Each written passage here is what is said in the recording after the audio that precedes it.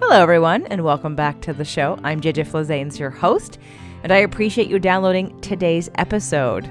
It's a great show. I hope you enjoy it as much as I enjoyed having this interview with Dr. Roy Vongtama. Before we get to that, though, I just want to gently remind you have 1 week left, not even a week, to purchase your ticket for the Manifestation Bootcamp happening October 11th through the 13th in Los Angeles. The Manifestation Bootcamp. So here's the thing. If you have not had luck or success in changing your set point of what you attract in your life, whether it be in relationships, in health, in just general happiness, maybe you're on a bunch of medications or drugs, or you can't figure out what to focus on or what practices to do to get yourself in a better space, that you can be a more powerful beacon to attract the better things that you want out of life in all those areas. Again, health, healing, relationships, joy, getting out of depression, money, job opportunities, and just opportunities in general, travel, peace, anything that you want that up until now you have had a hard time attaining or attracting into your life. I definitely would encourage you to consider coming to the Manifestation Bootcamp. If you've done any one of my manifestation challenges, this of course will be that on steroids, because we'll be together in person.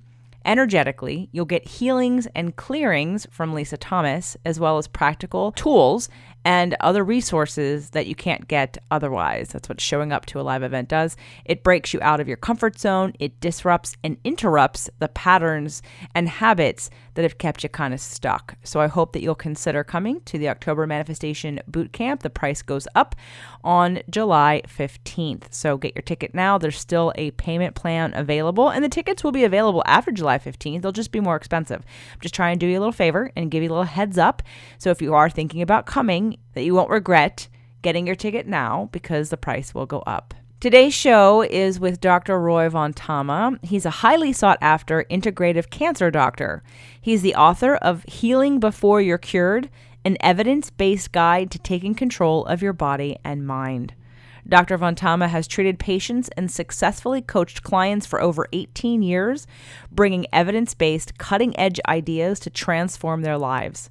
His unique approach combines the latest Western treatments with proven holistic ideas into one balanced model. For example, how emotional trauma can cause cancer, how meditation helps rewire the immune system, and how shaping your thoughts can increase your body's ability to fight disease. Welcome to the show, Dr. Roy. Hey, how are you doing? I'm great. I'm looking forward to today's conversation. I heard you on the Food Hills podcast, my dear friend Allison Melody, and I have been buddies in podcasting and in life for, well, basically since we both started our show. And what I love about being able to take some of her guests and share guests with her is that we both have the lack of degree, like we're both not doctors, right? But we know we have the personal experience and the research and the working with people to know what we believe, which is exactly what I believe you stand for. Mm-hmm. That thoughts create things and feelings can create disease. Mm-hmm. What do you think about that? I 100% on the same page with you. It's funny, you said you didn't have a degree. I want to kind of start there actually, because there's two kinds of research. There's qualitative and quantitative. So quantitative research is the kind that you usually see in studies where you're looking at p-values and numbers like that.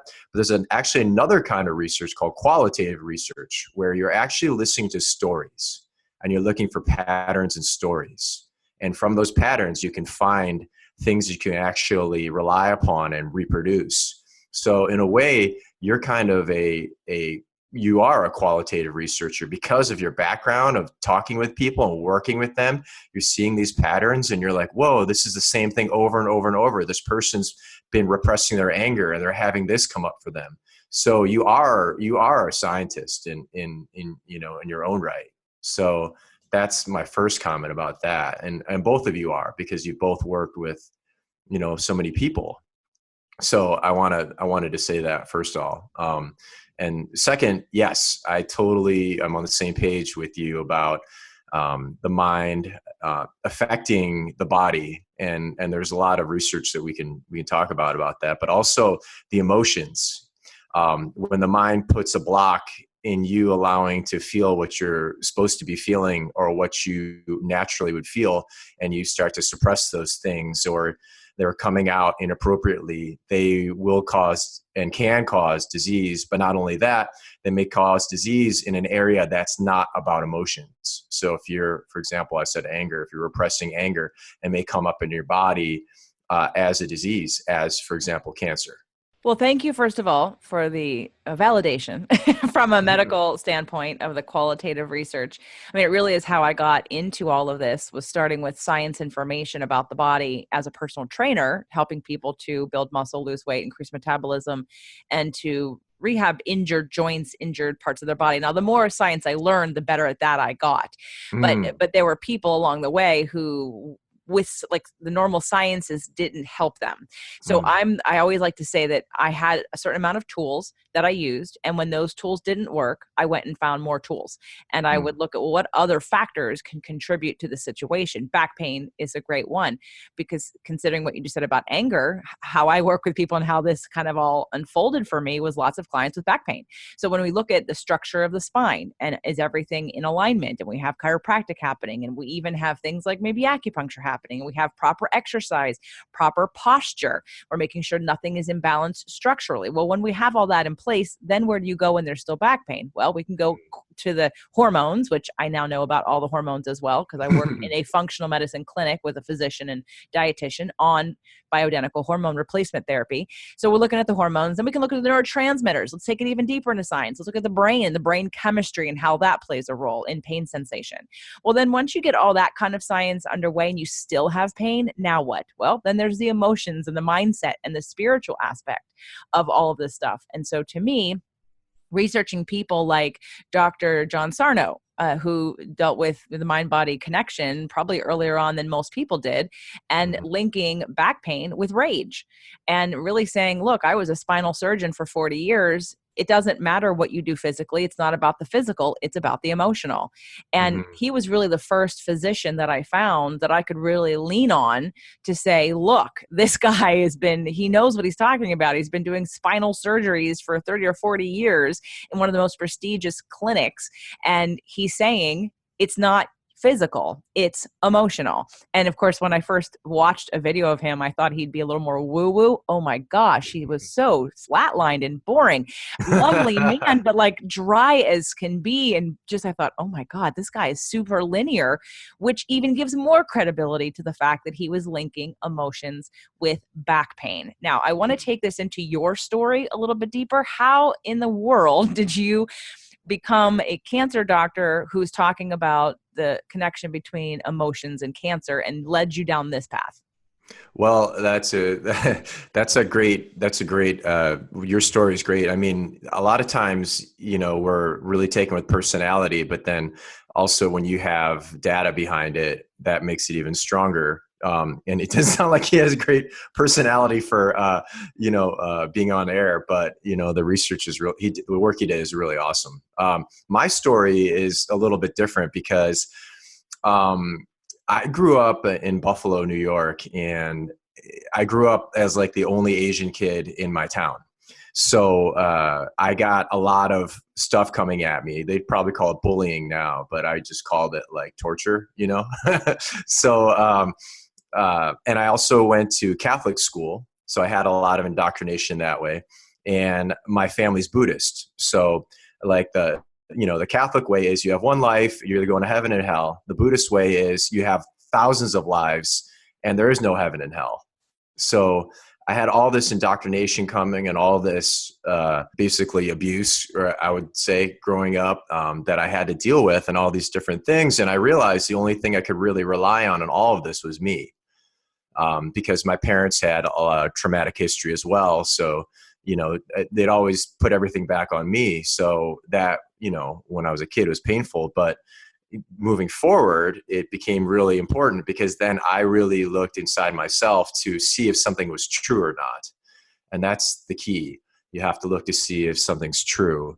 And so when I started going to school, and, I'm truncating the story a little bit, but doing all my training, I started to see these patterns of things that were done in practice that I didn't think were leading to solutions for people, including myself.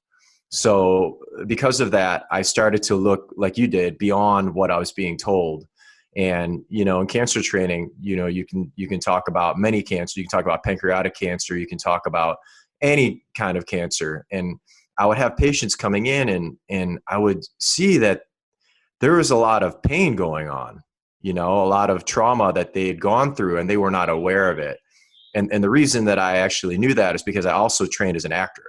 So as while I was training as a doctor, I was training as an actor at the same time. So my ability to be empathic is very high. So when I would see people having this stuff that they were suppressing and I could feel it and they couldn't, I knew there was a problem, but I didn't know how to go about it. So I started to doing my own research, just like you. I started looking and looking and looking. And eventually I started finding some stuff, but a lot of it was what you did. It was qualitative research. I just started asking people questions. So I'd ask people, the cancer patients, like 3 questions. I'd say, how's your relationship with your parents? Did you have any abuse or trauma growing up? And how are your relationships now? And from those 3 questions, I would get a yes, meaning like something was really wrong in one of those 3 questions. And then I found the ACEs research, the Adverse Childhood Experience Study research, which basically validated everything that I had already thought myself. And so once I knew I had that research behind me, just like you, then I became a lot more confident to say, this is what's happening for you. So what's funny about our connection is that I also have an acting background and I went to school for musical theater. No way. And I would say that the most profound training I did during my time learning different styles of and methodologies of acting training from, the Stanislavski method, broken up into Meisner and all the different methods, Stella Adler. It wasn't until I learned Stella Adler at NYU that I actually felt that my acting background was providing me with a psychological behavioral analysis tool, which I thought was super helpful because I got to look at a script and at a play. I think Our Town was actually the play that I was working on with a monologue during this time. And prior to that, acting came easy and performing came easy. I've been dancing and singing since I was 3. So being on stage is not a big deal. Wow. But there was something wrong when I went to school. And I felt like, I think it was Schlossberg. Yeah, it was the Schlossberg technique said, just be yourself, like pull from your own pain. And I thought, that can't be right. Every character isn't me. How can I just, you want me to just get on stage and cry? Like something just didn't fit. And then when I learned the Stella Adler technique, which was to do your homework, do your research. What was it like to live a day in the life of someone in 1930? What did they wake up to? Was there a war going on? Were people in poverty? What was the music that was playing? It took a very analytical side to creating an environment where someone could then easily produce feelings and emotions in response to that environment. And I really appreciated that training. And I took that with me into obviously everything that I've been doing and have utilized that along with other tools, astrology being another one, of patterning since I was 21, since I was in college, looking at people and just asking questions and noticing behavioral patterns and noticing ways of interpreting information, noticing how people either express or repress emotion. And of course, as like you, I'm sure know very well, when you are an actor, you are used to putting yourself in someone else's shoes. You have this ability to situationally start to really place yourself in that environment and feel what it might feel like to be that person in that environment. There becomes this deeper level of empathy and understanding when you can do that. In fact, I always like to say, I think everyone should take acting classes. I think it would help everyone's communication and relationships for them to be able to really truly put themselves in someone else's shoes who doesn't think like them, who doesn't act like them, who's got a completely different point of view, because that would create more compassion. Mm-hmm. Right. And so leveraging, I love that your story includes that your awareness of your Buddhist background, your Catholic, Catholic school. I have to ask, and I'm not going to go into, big analytical thing about it, but would you be willing to share, not your year, I don't need to know your age, but your birthday? Sure. February 21st. Oh, hello, Pisces fellow. I'm a Pisces as well. You are like really at the beginning of Pisces. My mother's the 19th, and I'm uh, I'm I'm March 5th. So yes, okay, of course. So water I signs. water signs and Pisces being the last of the signs, Pisces really can take on that sort of psychic, channeling, energetic, emotional, wise one who can really relate because we really have everyone's good stuff and everyone's bad stuff. We are the most Yeah. evolved sign. Pisces is the most evolved sign. That doesn't mean it's good because there can also Right. be the most addictive sign because there's so much emotion going on that a lot of Pisces don't know how to handle it. So they Right. repress and become addicts and have just as much pain as anybody else. But all right, cool. So we're Pisces together. Cool. Now, Yay. so let's talk about why cancer? Why being a doctor of cancer and why acting at the same time?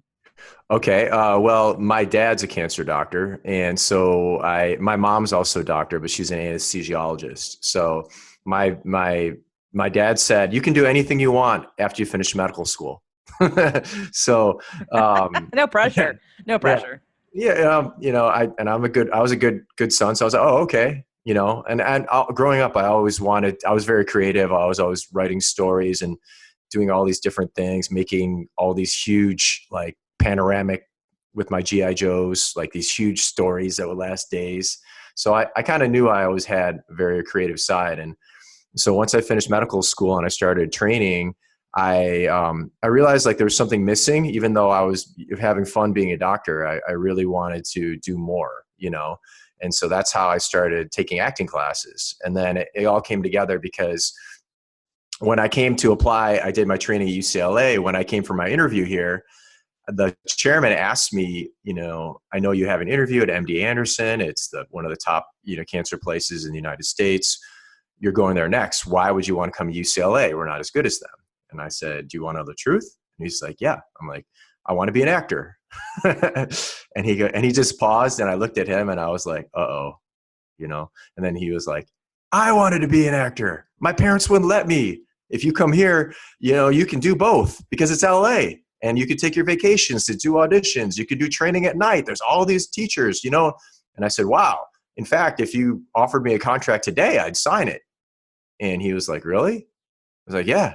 So later in the day, he offered me a contract, and I Nice. signed right there. And I started, I had this great spot at UCLA, got my cancer training, was able to do, work with some of the best coaches at night, and really started doing both. And it's funny why you do things though, JJ, because I thought that it was just for me to be an actor, but as soon as I started really learning how to act, I realized like, whoa, I didn't know how to listen.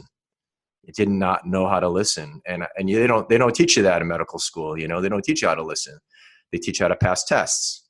So from that training, people would be like, wow, where did you go to medical school? I'm like, I didn't learn that at the medical school. I learned that, in my acting class. And then half the people would be like, wow. And the other half would be like, wait a minute, you're an actor? That's not good. So it just depends. Everybody has their own perception about me being an actor. And I learned there's your people and there's not your people. So I just work with the people who are my people, if that makes any sense. It makes complete sense. I've been trained in that as well for many years. There are two kinds of people, your people and not your people, and you concentrate on your people and be done with it. And I think it's really brave and courageous for you to say that because I can understand how some people would take that and use that to discredit you or not to work with you, but understanding who you are and being able to say that so early on and to accept that as part of who you are is very brave and true to you. And it's being a great example of, it's funny. I think you're like the male reflection of me because I always talk about how I have a balanced brain. Like when I was acting, I needed to problem solve at the same time. So that's when I started personal training because acting didn't fulfill my brain's need to solve a problem. And then when I was too much into personal training and I was living in New York at the time, I actually created a 2-woman show off Broadway that we performed for a couple of weeks because I needed the creative outlet. Like personal training and the left brain aspect of all the sciences didn't provide me the right brain outlet of needing to express my feelings and my emotions and to let it go. So I kind of feel like you're kind of the same person who's consciously aware of your own needs in both areas and very, in a very crafted way, putting it together and stepping into it in a way that not many people would, because a lot of physicians that I know are, first of all, their egos are just ginormous because they're doctors, and we give doctors so much credit that it doesn't even matter what you say. In fact, at one point in time after my personal training degree, not degrees, but certifications. And after I was director of education for a major gym chain in New York City and running the educational department, teaching other trainers, I literally got to the place where I was so into the science that I thought, what's my next move? And I thought, go get a degree in be a doctor. And I thought, no. I mean, the only reason why I wanted this, and I thought, well, what doctorate degree is the fastest? And I even looked at well, it could be a chiropractor. If I was a chiropractor, I'd be a doctor because then people would listen to me. But I didn't go down that path because, again, it didn't feel right. It felt like I was doing it to prove to someone who wasn't going to listen otherwise that I was worth listening to. And I just at that point thought, forget it. I know what I know. And you're either going to listen to me or you're not. You're going to either discredit me or you're not. And while I'd love to have that degree to say, here's my credentials, I've learned to lean into that I attract the right people. And through having this show, I've had people of all walks of life, now you, as well as other physicians and other therapists who treat me at point on point, next to each other. He'll say, well, obviously your background's in training. I'm like, well, it's not, but I mean, it is because I have studied it, but no degree, no institution has deemed me a PhD in any of these areas. So it's just like my passion for learning. And again, problem solving, which it sounds like you went into this area of your father said you can do anything after medical school and saying, okay, great. Now, how do I do also what I want at the same time? And then how does that impact my work moving forward in a new way that's authentic to me and is more effective than possibly what you were seeing around you? Yeah. And that's totally it. I call it the genius of and. Our minds are geared to be binary and pick or, this or that, this or that. But really the answer, if you look at anything, the answer is always in the middle. So I call it genius of and versus the tyranny of or. Most of us are thinking this or that, but I was like, I don't have to do that. I can do both. And the world is geared for you to be binary. So they're like, no, you can't. No, you can't. No, you can't. And I'm like, after a while, though, as you know, once you really, like you said, lean into who you are, people stop challenging you at some point because you have so much momentum as to who you are. There's no question in you. And when there's no question in you, there's no question in them. So that really was a big thing I had to learn for myself. And I think people listening too, it's like, whoever you are is who you are. And the more you can build that, I wouldn't call it belief. I would call it just faith, a realization of who you are, a realization meaning it's apparent in you. It's not something you need to think about. When you're at that place of realization of who you are, then the world stops challenging who you are because you already know. And they're like, yeah, that's who he is. Okay, let's go from there. He either fits me or he doesn't. That's why now you're at that point of they're your people or they're not your people. You don't have to worry about the part about inside of you anymore. Beautifully stated. Now that we have established the similarities between you and I, your background and all of the aspects of things that you provide, let's get down to some nitty gritty about some of the things that I think I've been harping on for years that I want you to substantiate with medical research, as well as how you treat them, how you deal with them, what you recommend, and your expertise in the best course of action. So I have this wonderful book. I don't know if you've ever heard of The Messages from the Body. It's an 800-page book that literally cites the root emotional cause of every single ailment, disease, and physical pain in the body.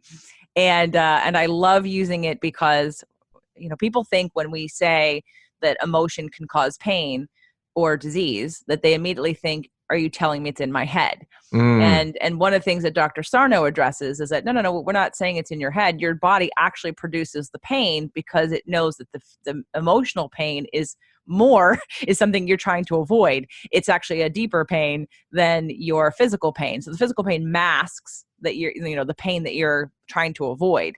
But this book goes a little deeper into the very specific causes. So when did you start linking emotions with cancer treatments and cancer recovery and cancer causes? Well, it's one of these things that evolved. I can't really pinpoint exactly when it started, but being that my dad was a cancer doctor, I was exposed to patients dying from like the age of 5, and at the time when my dad was practicing in the 80s and 90s, and he still is actually, the cure rate was lower than it is now. It's probably around 60%. So 40% of the people I would meet in his clinic would be dead, so that was, and then growing up the way I grew up though, that wasn't a surprise to me. It's just what happened. I'd be like, oh, where did he go? And my dad would be like, oh, he passed away. I'd be like, oh, when? So then there was no in me of like, oh my God, he's gone. I never had that. So I've always seen death differently than other people. I've always seen it as something that happens, in our country. We either ignore death, we make fun of it, or, we think we're going to live forever. Those are the 3 options Americans have, but the reality is it's coming, So given that as the way I would look at it, I'd always look to people and say, there's this thing that's happening in you that's not about the cancer. I would see it right away. I would talk to people even through school, and when I wasn't even when I wasn't a doctor, I would see like, well, he's got a huge problem. He's not doing anything about it, or there's something, I would notice something, and I would always see something. Like, for example, I was listening to one of your episodes.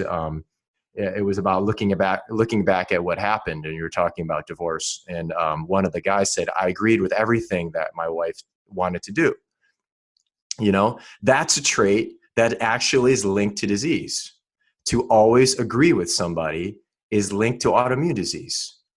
To be a nice person, as they say, quote unquote, is linked to autoimmune disease. They've seen it in studies. Now, in our research nowadays, we don't actually look at it. But if you look at the 70s, 80s and the research there, and I pulled some old studies, they'd show that personality trait actually is linked to disease. So once I started seeing these patterns, and I noticed later on that people were getting sick because of these patterns, I started to really, link that to what I was seeing as a cancer doctor. And if that makes any sense. So it kind of started all the way along in my life. And I'd always see, I'm like, that's weird.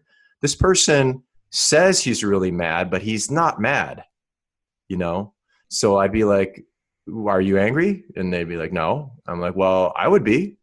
And then I would go in and exploring it. And then obviously I would say only about 5% of people are ready to actually talk about what's really going on. So, it'd only be a small minority of people, but, other doctors who, knew I was doing this stuff, they'd always save that patient for me. They're like, this guy needs you, man. This guy needs you. So then I'd get patients sent to me to, within the UCLA system that they're like, oh, we don't want to deal with this person. They're crazy. And I'm like, they're not crazy, but okay, that's fine. If that makes any sense. It does. And actually, I'm really glad that you said that, considering that's Doug who said that in that episode. So I'm going to make sure he listens to this episode. But it also is, when you said that, now I'm going back into my patients, I don't call them patients, into my clients over time, and people that have autoimmune disorders are usually the people pleasers who feel like, and if you think about what autoimmune disorders are, it's their body attacking itself, right? Yep. And so being a people pleaser, you're actually denying yourself anything about yourself that you want. So it's actually a mirror in a way of your emotions. And I think that's fascinating. And I hadn't actually, because each autoimmune disorder in the book has a different, like a more specific slant to it. And I haven't looked at all 800 pages of the book. I literally just go to it whenever there's a chronic illness or chronic thing that happens with people that I want to identify, because I'll always want I push people to try to identify, is it physical, emotional, or chemical? Because if it's physical, then the physical treatments should help. So, Right. if I exercised a little bit too much one week and my body was kind of out of balance, and I went and I had an adjustment, and my chiropractor does muscle testing for physical, emotional, or chemical. And I said, I Mhm. think it's physical, and it came up physical, one adjustment, boom, I'm done. Everything's back to Mhm. normal. But then there are things, the chronic things that people, like, let's say lower back pain, and people have adjustments twice a week for years, or they go to physical therapy, or having acupuncture, or they're doing every physical thing possible, and nothing is moving the needle. I'm like, it's not physical, it's emotional, or Yeah. possibly chemical. So when you're looking at your patients, tell me what you think, like, what's the percentage you would say you believe that emotions play in their cancers? Well, it's really good that you said what you said about being multidimensional, multifactorial, because sometimes cancer is just a genetic thing that you have because you were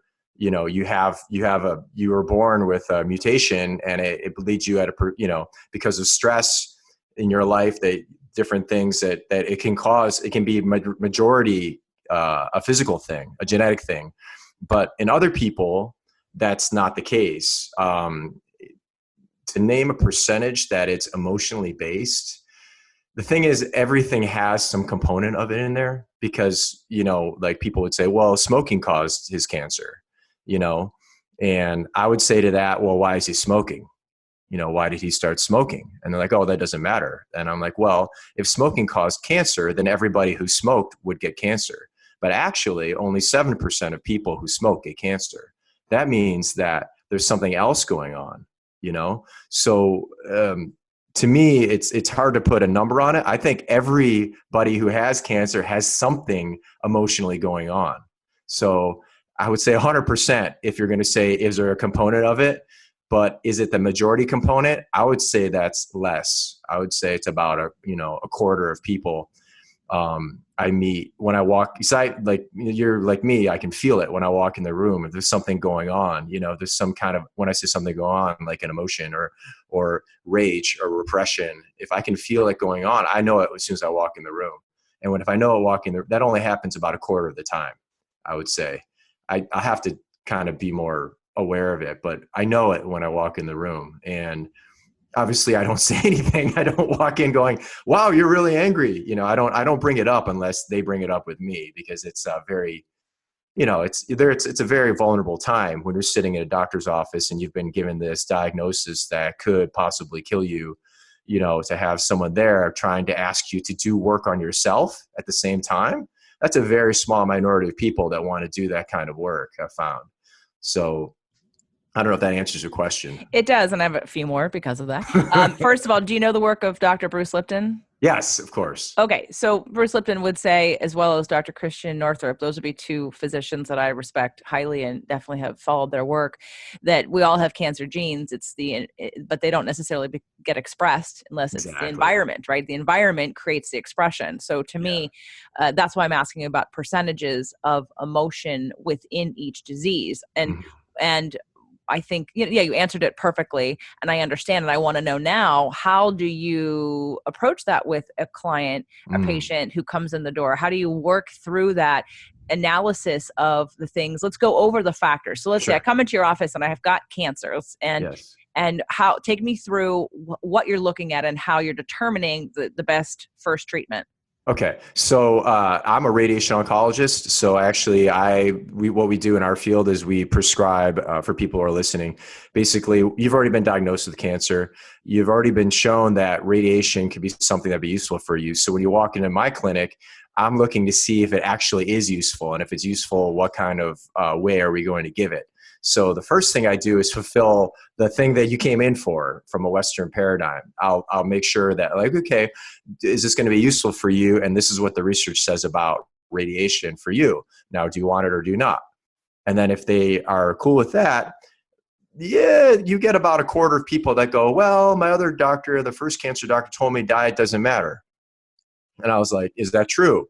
And if I know they're asking that question, then I know that they're a little more open. So then I'll say, well, that's not true at all, that diet doesn't matter. But, I'm not going to disagree with him, because you know how many medical school classes we take in nutrition? And One? Do you take one or none? zero, Right, zero. zero, Okay. right, zero. So I was like, so when he says diet doesn't matter, he's coming from what he knows. He doesn't know anything about it. So of course it doesn't matter to him. That's all he's saying. He doesn't mean that, and like you said, there's the ego involved. And, when I give talks to doctors, I had this one, I love this talk. So I started telling them about affirmations, and I shouldn't have used the word affirmations. I should have just used the word positive statements. But I started using the word affirmations and how it can affect the body. And I was showing this research. And then I made the doctors do an affirmation. There's like 40 doctors in the room. And the affirmation was, I am whole and I am healed. And I had them do it. And then this one doctor just stood up and goes, this is a religion talk. This is not a science talk. And I was like, what's that study up on the PowerPoint? I'm like, where's it from? He's like, it's from Cancer. I'm like, yeah, it's a pretty big journal, right? And he's like, yeah. And I'm like, so is that religion? And he said, how do you know it's true? And I was like, so you're questioning that the study is real because you don't believe it? He's like, yeah. I'm like, well, that's confirmation bias. So if you can sit down, I'm going to continue. We can talk later if you want. But, we always have these things in our minds that prevent us from actually taking in new information. So, I see that with patients too, so once they're open to talking about nutrition, then I'll talk to them about nutrition.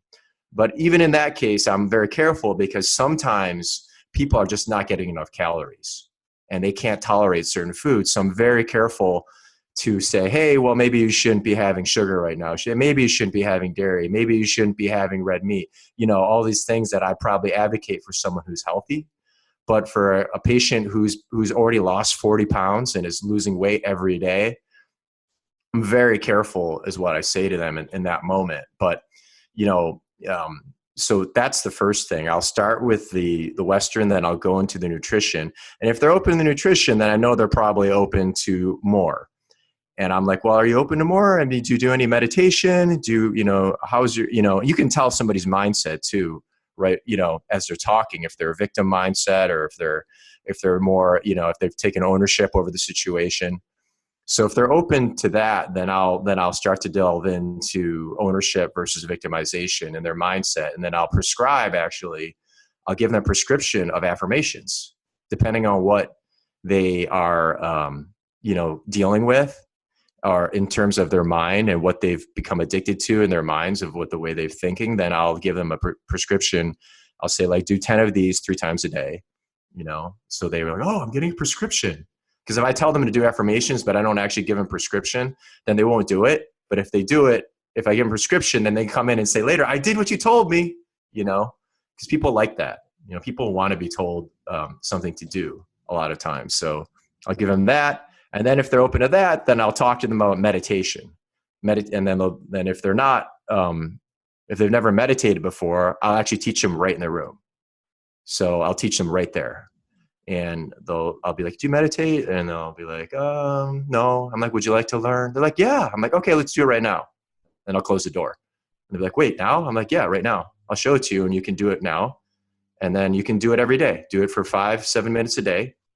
And then I'll go there. And then the last piece, if they're open to that, I'll talk about the emotional side. I'll call it the emotional house. But if they're open to all the ones before, then I'll talk about the emotional house, because I found that is the way most triggering one, and it's the one people are least open to.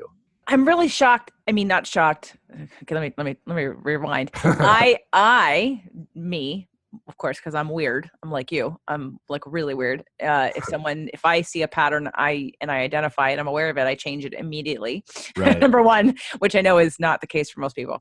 So I know that I'm weird, but I would imagine if I have cancer and a doctor is saying, do you understand that your emotions play a role in your cancer? I mean, yeah, they might be resistant to it, but they have freaking cancer. Like, at what point do you have to be pushed to be willing to maybe see something differently? I mean, if it's going to save your life, for crying out loud, why would you not be open to it? See, that's where I get like, this is the time and place where you have manifested something so big, you can't ignore it anymore. You cannot outrun your pain. And if you're ignoring it through repression in all different areas, and then you find yourself with a diagnosis like this, aren't you like, okay, game on? Like, no. What is this about? No, no, no. Yeah, I know. I thought that a lot too, and I had to. There's a thing I learned, and it has to do with exactly what you said. Is like, especially for people like us who are in the healing profession, and anybody who's a helper. If you see somebody in a place that they need to change, and you see it and they don't, and you put in your mind that they need to change, you're actually judging them. And if you see, this is kind of an existential kind of spiritual thing, but if what is in front of you, if you do not accept what's in front of you, you're in delusion. You're the one who's crazy because they're just being who they are. Which So is what got them exactly where they yeah, are. yeah, Right. but No, I understand. And yeah, I try to yeah, meet all of my clients exactly where they are. yeah. So I had to. Oh, I just was saying that because for people listening, like this is super helpful because if you can't take someone where they are, you can't really help them. So I have to put that. For me, I'll put that to the side, and then I'll say, hey, look, you know, if I see that they're closed off to it, I will investigate trying to step in. I'll say this. I'll say, are you open to me sharing something about why I think this happened? And that generally will get a yes. And sometimes they'll say like, well, I'd rather just focus on what we're doing right now. I don't want to go into the past.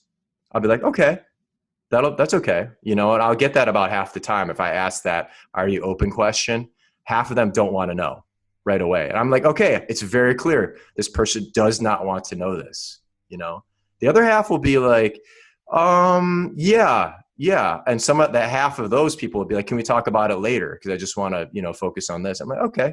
And then I'll bring it up later. But then there's about 25% that are like, yeah, I'd like to know. And then I'll be like, okay, this is what's happening. So does that make any sense? Oh, absolutely. And so my boyfriend, who was on that show, who you heard, was the one that said that about the people pleasing. When Oh, we first, he was a client first, actually, and he was living in Baltimore, and we were both married at the time, hmm. and he had back pain. And one of the reasons why he chose me was because of my sort of biomechanic knowledge, and also I was going to develop an exercise routine for him to do on his own. Hmm.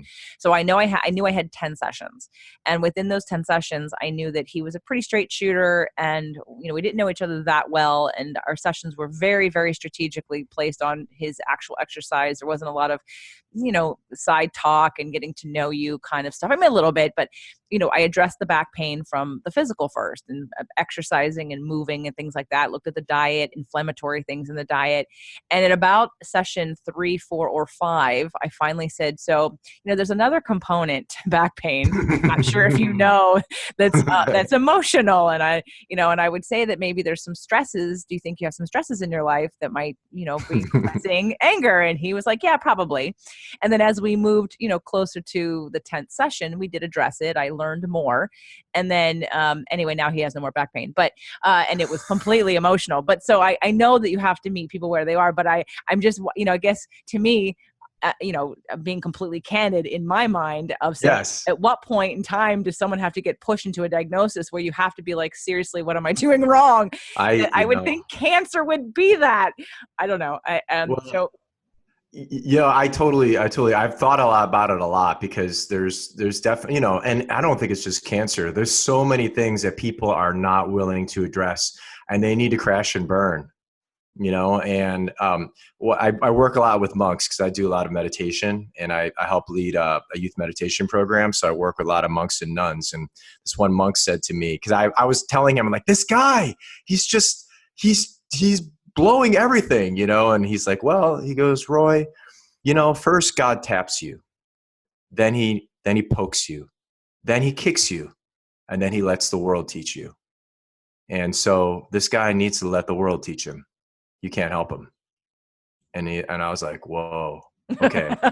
Whoa. Yeah, I was like, Yeah. that makes sense to me, and sometimes it's sad. The thing is, for me, it's sad, so I have to be clear that, oh, I feel empathy for this person who's not willing to look at this particular thing in their life.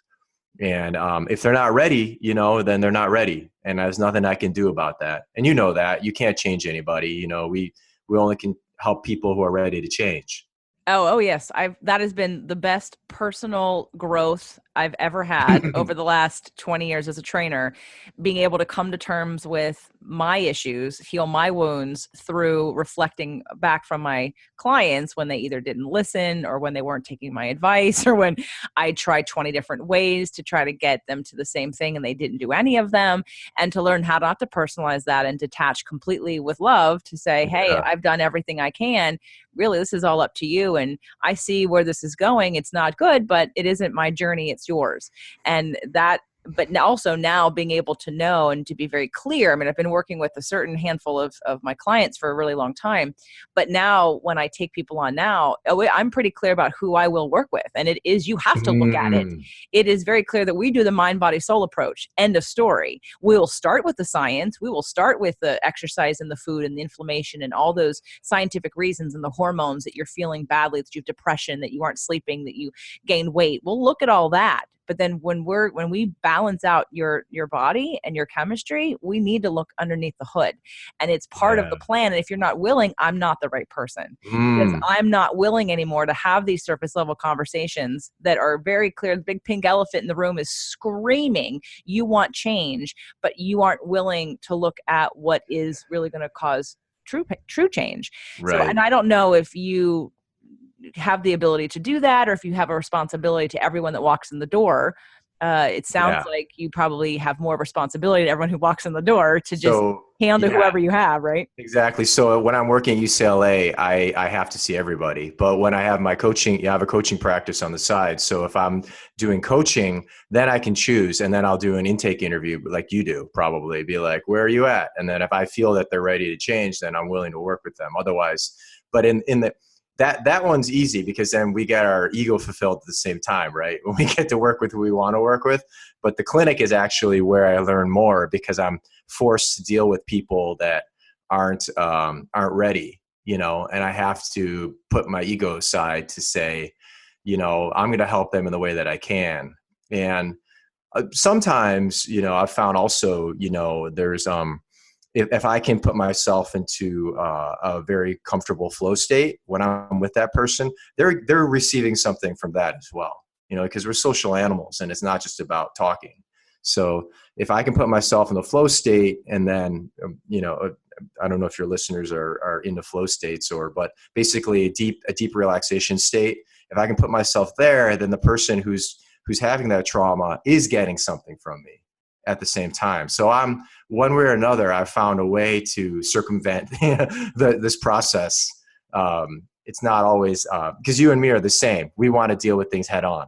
I want to talk to you about this issue. Let's talk about it, But then there's this other way, kind of the side door of actually being what you want them to see. So then I'll do that. And if I do that, then eventually they'll come toward me.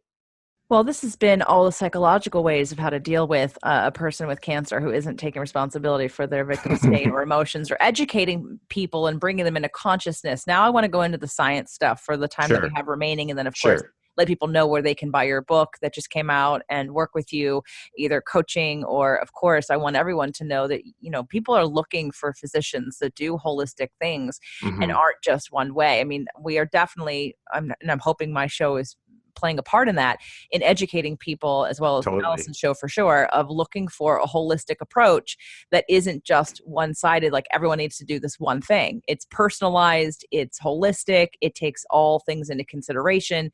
And who doesn't want to work with that kind of either physician or coach? Or, I mean, that's why you and I both do what we do. So let's talk about some of the sciences that Sure. you can link to. And I know that you talked about it a little bit. You were talking about the slide that you had and the doctor that got all egoy about the affirmations, but what sciences can you offer people who are listening if they're still skeptical about either the role that emotions play in cancer, or the role, like you said, flow state? Yes, my listeners know about flow state.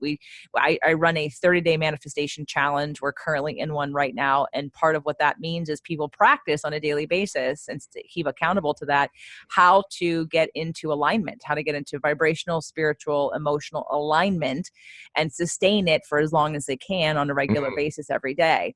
So whether it be from meditating or exercising or choosing better thoughts or focusing and milking good emotions and conversation and belief systems or doing affirmations. But again, while I understand what we're doing works and I know that there is science to back it up, I'm not the person reading the Sure. science, looking for the science. So if you could help us bridge that gap a little bit, that would be Sure. great. Absolutely. So there's some cool studies that I'll share right now. And one of them has to do with, we're talking about it's your boyfriend, right? About his personality and how it affects your disease state. Well, in the 70s and 80s, when they started looking at personalities, you've heard type A and type B, right? Everybody knows type A is someone who's high stress and needs to have everything done right away. Type B is more relaxed. And they found type A related to heart disease. But there was also another one they're looking at. It was type C. And nobody talks about that because no one continued the research. But type C was a type that led to cancer. So they found that in studies, people who, for the one study that I'm thinking of right now, they looked and they found that people who weren't expressing, so before I even talk about that, we use the word repression a lot. And there's another word, there's repression, which is unconscious, an unconscious stoppage of emotional expression. But there's also suppression. That's the conscious stopping of the expression of emotion. So the suppression, repression, and expression. So they found that people who are repressive were ones that were leading to cancer, like the type C. And so those are the people that you experience in your life. Like, oh man, I've never seen that person angry. Wow, he's so nice. Those types of people who are repressive, meaning you can't even tell that they're angry, then those people were the ones leading to cancer. Now, suppressive people who actually feel what they feel, but actually don't allow it to come out, they have other issues, but that it's not cancer because they're actually still feeling their emotion, right? So basically, when you look at that research, what you can take from it is that the body's very smart. Okay, emotion is energy. You can call it, when I say emotion, it's emotion, energy and motion. So that energy simply, if it's expressed, it leaves your body. You have no outcome from it. You have no negative outcome. You just express it. As long as you're not expressing it in a negative way to the person in front of you, what I teach people is to do it on your own. I have a couple techniques that we teach. I teach patients to express emotions that actually I drew from my acting experience. But if you are in that state of trying to understand or trying to if you're repressing, then you need to come clear with that. And they found that in the research that if you don't do that over the course of decades, that leads to a higher percentage of cancer. Repression also is where people have back pain. Yes. And the ones who you think, oh, they're the nicest people. They don't have any anger. It's because they've stuffed it so far down that it has no outlet, which is why it's causing back pain. And that's totally, yeah. And that's so that's the thing I was, this is interesting because I was like, well, why is suppression not cause the same thing? Well, repression is a total block of something. And that means your body needs to find a way to get it out. So it shoves it into the physical side, it shoves it over there. So if you're suppressing, it means that you're aware of it. You're not as deep as a repressed person. You've not shoved it down that far. So you're just frustrated, and you're causing biologic damage from the suppression, but you're not causing the same sorts of long-standing, like almost invisibly connected issues as back pain, autoimmune disease, cancer. You're not really hitting that if you're suppressing. You're just frustrated. You are. And that's where therapy can help. Because if you're suppressing, it means you have you can make a choice. You can make a choice in which to choose to change that pattern because of probably the people who are around you or the people who you grew up with or the people you agreed to suppress yourself, But repression is different. Repression is deeper, and that leads to what you said. So that person needs to have a process of, I talk about the stages of change. One is you don't know you have a problem. 2, you know you have a problem, but you don't know what to do with it. 3, you know what to do with it and you're doing something about it. So repressed people are in that first stage. They have no clue that there's a problem. They either need to suffer more, or they have a friend that they really trust that says to them, hey, look, I think this is a problem for you. And, I hope you are willing to do something about it. And if they're not, like we said before, then that's not your problem anymore. But if they are, then you've done a really good service to somebody, because then they can actually start to look and see, oh, maybe there is a problem here. That's great advice, and also to bring into someone's awareness the stages of change. And I love the differentiation between repression and suppression. So, because it gives some hope to people who are consciously suppressing, because at least then they're aware of what they're doing. And yes, there's other consequences to that, but to be able to look at the difference between the unconscious versus the conscious is also very helpful for me. So thank you for that. I appreciate that. So let's talk about how this conversation could be all day. I could literally keep you here for 4 hours if you were willing, because this is right up my alley of things that I want to educate people on and have them understand and learn and just have a resource. So let's talk about the resources, because I know that you've come out with a book recently. Sure. Let's talk about your book. Yeah, it's called Healing Before You're Cured. I appreciate you asking. It's called Healing Before You're Cured, an evidence-based guide to taking control of your body and mind. And it's basically everything we've been talking about. It's physical, mental, emotional, spiritual, and all the data behind it, but applied to you so you can actually take something and actually use it. So I designed it more like a handbook. So we pair it with, I have a free email course that I can offer people too. So basically you can take the email course and it'll help you. I wouldn't say diagnose, because that's a legal word, but it'll help you look and introspect and see what areas you need to work in the most. And then if you can continue on with the course, and we give you some tools there. And if you want more, you can go to the book. So that's how we've designed the whole package, to give it an email course with this book. I did want to say, though, on that topic, I appreciate you bringing the book up. It's basically everything we've been talking about, but about change. There's some research about change, and we're talking about why is it so hard for people to actually change. Is that they found that people who have a life-threatening illness like a heart attack, if you give them 3 things to do, like lose weight, stop smoking, and start exercising, only 1/3 will take one of the 3 at 6 months. And only 3% will take all 3 at 6 months. So what that research means to me is why I designed this book this way, is that you just need to pick one thing. You just need to do one thing to start that momentum going. Because you have to understand this research about change. It's really hard to change. And so I wrote the book with that kind of attitude in mind. It's to help you, not just for cancer patients, but for anybody who's looking to change their health, to open it up, pick one thing, and do that one thing and create that momentum, and understand that you're up against something big. You're up against yourself. You're up against your habits. You're up against your patterns. You're up against the unconscious. You're up against the environment, TV, social media, everything that's telling you to do things that are unhealthy.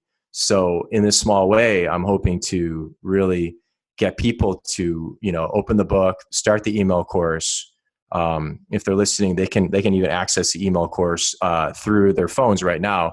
If they text the word HEAL, HEAL, to 345-345, they can get on our email course right there. Or they can go to it's mdroyv.com, and then they can get on the email course there, or they get the book that way.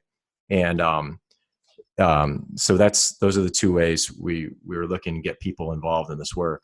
So I think that same research is what was the basis of the book Change or Die. I think that they talked about that in Change or Die, because I bought it because I have a few clients who I felt like are those people who, if they don't change, they will die. So I really wanted to learn a little bit more, and I really haven't finished that book. But so everyone, I want you to make sure that you get Dr. Roy's book, Healing Before You're Cured. Even if you don't have anything to cure right now, let's be preventative and get it so that you can start the work so that you don't get anything. I would think that the investment in the book would be worth the savings that you're going to get later if you contract something or you invite something into your body. So it's mdroyv.com. drvsbook.com or texting 345-345 to get the email course and the book. Yes? Yeah, that'll get the email course, and then we have information for the book there. Yeah, and we also have it in audiobook, which because I'm an actor, I narrated the audiobook as well. So we have it audiobook, ebook, print book, any book. Yeah, and if they're not ready for a book, they can just sign up for the email course, and then we're giving away so much free content. So it's all evidence based. Everything has research behind it, because I'm really big on that, as you are. So I think that's great. I'm big on bringing you on to tell people about the research, because I don't want to go find it. It's, Yeah. you know what I mean? I'm going to tell you what I intuitively know that I know can be substantiated, but it isn't going to be by me. It's going to be by somebody else who's doing that work, because that's part of your life purpose. Yes. Part of what you deliver to people, because there's plenty of it out there already. There's less people, I think, saying and taking a stance on stuff and educating people about it until there's research. So I don't want to wait, because there are enough people who connect and resonate with the truth of the message that they don't need the evidence base. And that's, my people are the ones who love the evidence, but they don't need it. Not all of them. I mean, if some of them do, and that's why I bring people on like you who have it. And I want to learn more as well, and continue just to spread this information to people, because it can save their lives. And not that, again, everyone's on their own path, and we live more than one life, as far as probably you are concerned. So if you don't get it right this time, it's cool, or whatever. You're going to get your lesson that you came down, that you incarnated in this lifetime to learn. But for those who are seeking the information or don't know it exists, I'd like to be able to share it so it's an option for you. That's great. I was going to say to you too, it's like, what I like about what you're giving your listeners too is that it's realistic, and it's there, and that's what I like about evidence, is because you can take it and you can rely upon it, So to me, it's the best kind of stuff you're hearing from you and from me. It's like, okay, we've looked. People have actually looked at this. They're not just watching a YouTube video and then regurgitating it. There's actually someone that's actually studied it, and they've looked at hundreds or thousands of people, and they said this works. And so if you put it into play, it's going to work for you. And that's why I really like an evidence-based approach. As long as it's, as long as you're willing to do the work, it's right there for you. It's science. Yeah, absolutely. So some of the things that you can learn and gather and get from Dr. V's book is learning about meditating and some easy, quick ways to flip your mind around when you're stressed. And of course, you also are doing coaching. So if someone wanted to work with you personally, they could, right? Yeah, they can go to the website. They can just go, it's mdroy.com. That's our main website, mdroy.com. And they can email me if they want to work with me directly. That's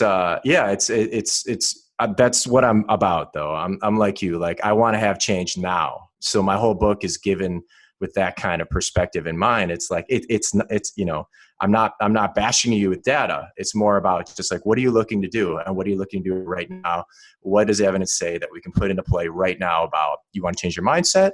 Do you want to add meditation? Do you want to work with the emotional house? Do you want to do with that? And I'll give you stuff right away to do. So it works. So that was my goal in writing the book. And we've gotten some good reviews so far. And, so really excited about that.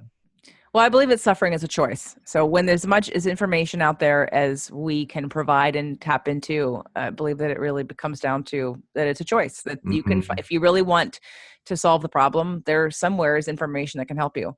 And, again, taking this three-prong approach that I use, the mind, body, soul, which it sounds like you're pretty much doing as well, in a different way that you deliver it. It's something is out there for you on some level that will help to move the needle for you. So I'm just passionate about trying to get it out there. So Dr. Roy, thank you so much for being a guest today. I know that there's so much more we could talk about, and maybe we can have you on later on again, but thank you so much for everything today. I appreciate it. And I hope that everybody will get your book. Thanks so much. It's really exciting to be on here.